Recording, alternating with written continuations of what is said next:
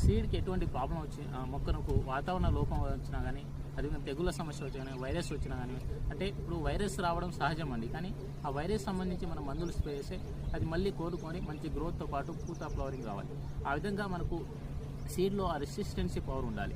ఆ రెసిస్టెన్సీ పవర్ని ఎవరు కలిగిస్తారంటే R&Dలో కలిగిస్తారు. మనకు R&D అని, GOT అని అన్ని టెస్టులు చేసేది ఎందుకంటే మన మొక్క ఎటువంటి లోపం అంటే ఎటువంటి వైరస్ సమస్య కానివ్వండి, వాతావరణ లోపం ఉన్నా కానీ దాన్ని తట్టుకొని మొక్క ఎదిగే విధంగా సీడ్ని తయారు చేస్తారు.